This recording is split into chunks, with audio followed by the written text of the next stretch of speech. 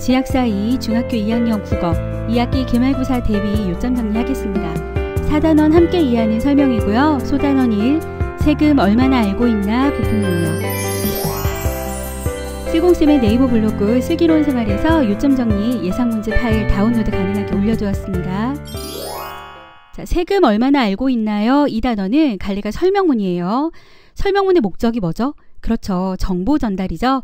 친구들한테 설명문 목적 뭐죠? 라고 하면 설명하는 거요 라고 얘기를 해요. 그런데 항상 글의 목적이 가장 중요합니다. 자, 설명문의 목적은 정보 전달이에요. 그냥 바로 튀어나올 수 있도록 암기하셔야 돼요. 자, 성격은요, 객관적이고 해설적이에요. 세금이라는 제재를 가지고요, 세금의 종류와 직접세와 간접세의 장단점에 대해서 우리에게 알려주는 글입니다.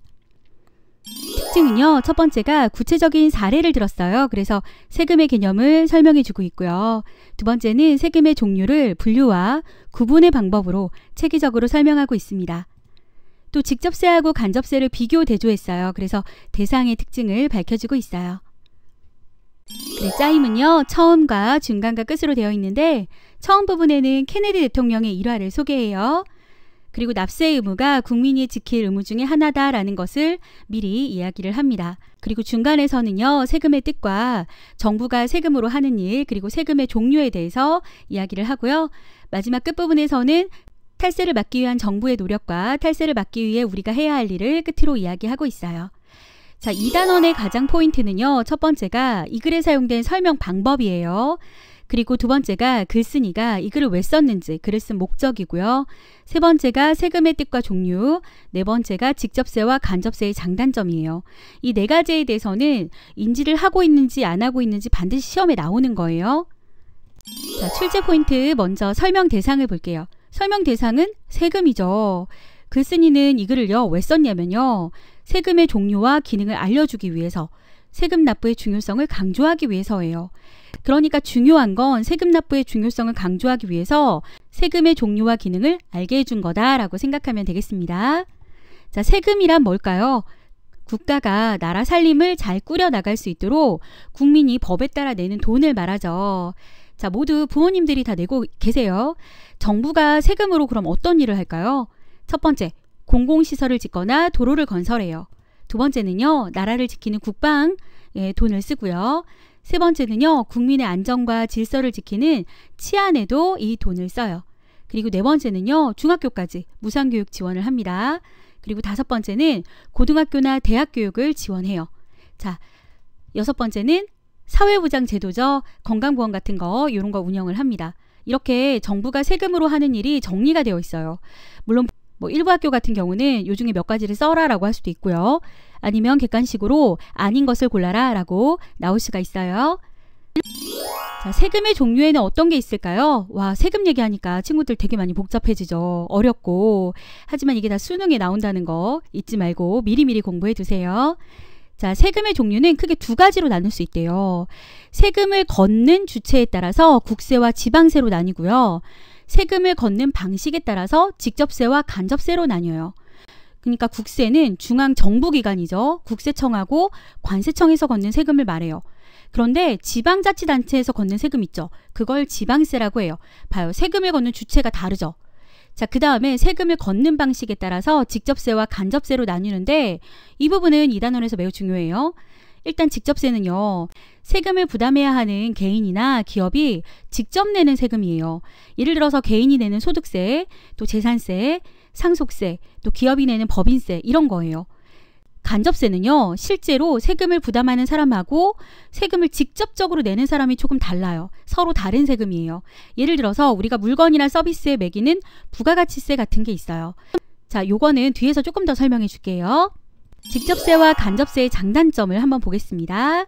자, 우선은요, 직접세의 장점은요, 소득이나 재산에 따라서 누진적으로 이게 쌓여요. 그래서 적용이 돼요. 그래서 소득이 많으면 세금을 많이 내는 거죠. 이거의 장점은 소득 격차를 줄일 수가 있어요. 자, 반면에 소득이 높은 사람들에게 세율을 높이잖아요. 그러면 사람들이 나 열심히 일해서 소득을 많이 높였는데 세금을 되게 많이 가져간다. 그러면 일하려고 하는 의욕을 잃을 수가 있어요. 또 국민이 소득을 얼마나 벌었는지 또 재산이 얼마나 있는지 일일이 조사를 해야지 매길 수 있거든요. 그래서 조금 복잡한 문제가 생겨요. 자, 반면에 간접세는요. 소득이 많건 재산이 많건 적건 간에 똑같이 부담하는 세금이에요. 그러니까 걷기가 쉽죠. 일괄적으로 부담을 하니까요. 예를 들어서 우리가 물건 살 때마다 우리는 모르지만 돈을 내고 있어요. 그런 세금을 말해요. 하지만 단점은요. 내가 소득이 적으면 똑같이 내니까 내야 하는 세금이 비율이 높은 셈이 돼요. 그래서 소득이 적은 사람이 부담이 커지죠. 또 간접세 비중이 높아지면요. 직접세로 얻을 수 있는 소득 격차를 줄이는 효과가 약해져요. 그러면 탈세 이런 말 들어봤죠. 세금 안 내는 거예요. 또 세금을 덜 내기 위해서 뭐 재산을 조금만 신고한다던가 여러 가지 부정적인 방법을 쓰는 거예요. 이런 탈세를 막기 위해서 정부가 노력을 한대요. 그리고 그 승인 당부도 들어가 있습니다. 자, 우선은 막무가내로 세금을 안 내려는 사람들이 있어요. 우리 친구들도 가끔 뉴스에서 봤을 거예요. 자, 이렇게 탈세가 많이 일어나면 성실한 납세자들만 피해를 봐요. 그쵸? 그러니까 정부가 영수증 주고받기 노력을 한대요. 영수증을 주고받으면 소비자가 된 부가가치세가 정부에 빠짐없이 납부가 된다고 합니다. 자, 그러니까 글쓴이가 이런 당부를 해요. 물건을 살 때는 영수증을 꼭 챙기자. 이렇게 이야기를 하고 있어요. 자, 이 글에 사용된 설명 방법과 효과도 봐야겠죠. 자, 우선은요. 인용의 방법을 썼어요. 인용이라고 하면 유명인의 말을 그대로 갖고 온 거예요. 자, 고등학교 때 가면 간접 인용과 직접 인용이라고 해서 또 배우기도 하는데요. 그 사람이 한 말을 그대로 갖고 와서 이야기를 하는 거. 직접 인용이죠. 간접 인용은요. 약간 축약을 해서 쓰는 거예요. 우선은 이 글에서는요.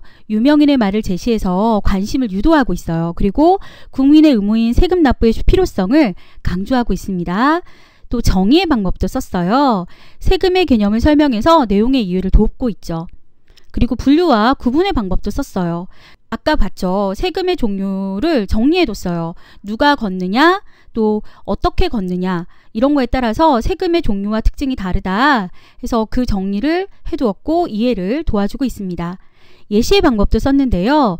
간접세의 한 종류인 부가가치세가 나와요. 그게 바로 구체적인 예예요. 그 구체적인 예를 들어서 우리에게 설명을 해서 이해를 도와주고 있어요. 비교와 대조는요. 직접세와 간접세라는 두 가지 종류를 이야기했죠. 이 두 가지의 장단점과 차이점을 중심으로 해서 이해를 도와주고 있어요. 자, 설명문에 대해서 조금 알아야 될 것 같아요. 설명문은 우리가 독서 파트에서 굉장히 중요한 글인데요. 정보를 전달해주는 글이죠. 자, 뜻을 한번 볼게요. 어떤 대상의 특성이나 글쓴이가 알고 있는 사실과 지식과 정보 등을 독자에게 체계적으로 전달하기 위해서 쓴 글이다 라고 되어 있죠. 설명 방법의 종류도 한번 살펴봐 줄게요. 요거는 중학교 1학년 때 조금 많이 했을 거예요. 자, 우선은 정의라는 방법이 있었어요. 자, 무엇은 무엇이다 라고 설명을 해주는 거죠. 어떤 말이나 대상의 뜻을 직접적으로 밝혀서 풀이해주는 방법이에요. 이해를 도와줘요. 그 다음에 예시의 방법도 있어요. 구체적인 예를 보이는 방법이에요. 이렇게 예를 들면 굉장히 쉽게 이해할 수가 있죠. 또 비교와 대조의 방법도 있는데요. 이런 경우에는 반드시 둘 이상의 사물이나 뭔가가 나와요. 자, 유사점을 기준으로 해서 설명하는 걸 우리가 비교라고 하고요. 차이점을 조금 더 강조하는 걸 대조라고 해요. 이렇게 설명하는 방법을 비교와 대조라고 합니다. 자, 그냥 분류와 구분도 있는데요. 대상을 기준이 있어야 돼요. 이건 무조건. 기준에 따라서 나누거나 묶어서 설명하는 걸 분류와 구분이라고 해요. 그리고 분석은요. 이건 좀 더 자세히 설명하는 건데요. 너무 여러 부분으로 돼서 좀 복잡한 대상을 구성 요소별로 이렇게 쪼개서 나눠서 설명하는 거라고 생각하면 돼요. 예를 들어서 개미는 머리, 가슴, 배 이렇게 나눠져 있다 해서 머리 따로, 가슴, 배 이렇게 설명할 수 있잖아요. 자, 그 다음에 인과의 관계는 말 그대로 원인과 결과의 글자 하나씩 땄죠. 대상이나 사건의 원인과 결과를 밝혀서 설명하고 있습니다. 자, 이 글에서는요. 한옥의 구두를 설명한 방법이 있어요. 아궁이, 고래, 굴뚝 이렇게 나눈 다음에 설명했어요. 그러니까 분석의 방법을 썼죠. 그 다음에 여드름이 생기는 원인을 설명했어요. 당연히 인과의 방법을 썼겠죠. 또 텔레비전 뉴스에 사용된 설명 방법은요. 정의와 이 정의는 이 부분, 초미세먼지는 뭐 자동차나 석탄 등의 화석연료에서 발생하는 지름 2.5 마이크로미터 이하의 아주 작은 먼지다. 이런 거. 그 그 다음에 인과는요, 사람의 폐 안에까지 침투해서 각종 호흡기 질환을 일으키는 원인으로 꼽힙니다. 이런 결과는 이렇게 해서 원인과 결과 이야기하는 거 순서 바뀔 수 있어요. 실제로 OECD가 조사한 한국의 재생에너지 의존도는 조사 대상 46개 땡땡땡 아이슬란드와 노르웨이, 뉴질랜드 등은 초미세먼지 노출도가 낮은 국가로 꼽혔습니다. 이런 거는 비교와 대조가 되겠죠. 자, 이렇게 해서 이 단원이 이렇게 정리가 돼요. 자, 이렇게 해서 이 단원을 마치고요. 제가 너무 급하게 이 단원을 올리는 바람에 깨끗한 자료를 준비를 다 못한 것 같아서 조금 아쉬워요. 아쉬우나마 잠자기 전에 꼭 듣고 시험을 잘 봤으면 좋겠습니다. 성취중 친구들은 월요일날 시험이죠. 촉박하니만큼 꼭 읽고 문제를 꼭 풀어보고 나서 시험을 봤으면 좋겠어요. 자, 그러면 슬공하세요.